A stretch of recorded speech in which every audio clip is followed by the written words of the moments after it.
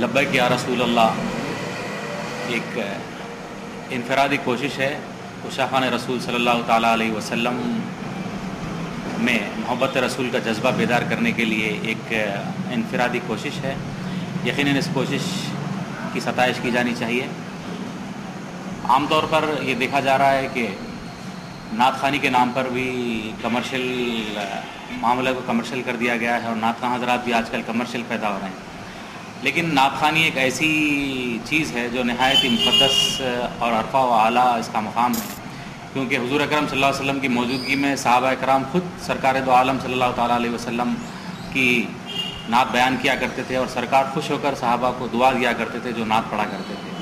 تو نعت خواں کا مقام نہایت بلند ہے. اس مقام کو برقرار رکھنے اور آنے والی نسل میں اس جذبے کو بیدار کرنے کے لیے ایک بہترین کوشش کی جا رہی ہے اور نعت خوانی کا مقابلہ بچوں میں جذبہ پیدا کرنے کے لیے شروع کیا کہ آج کل آقا دو عالم صلی اللہ علیہ وسلم سے جو لوگ بغض و عناد رکھتے ہیں کہ ان کی کاوشیں کافی تیز بڑھ چکی ہیں کہ سرکار دو عالم صلی اللہ علیہ وسلم سے لوگوں کا رشتہ دور ہے. بس ایسے پرآشوب ماحول میں ایک عاشق رسول جن کا نام سہیل نوری صاحب ہے کہ لوگوں کو ایمان کی برقراری کے لیے، ایمان کی بقا کے لیے حضور کریم علیہ الصلوۃ والتسلیم کی مدح سرائی یعنی نعت خوانی کی محافلیں منعقد کرنا، یہ کوشش کرتے ہوئے انہوں نے آگے بڑھا ہے اور اس محفل کا نام لبیک یا رسول اللہ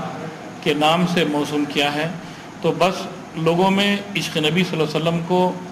فروغ دینے کے لیے یہ محفل منعقد کرنے کا مقصد ہے. دوسری چیز، جو خوش نصیب لوگ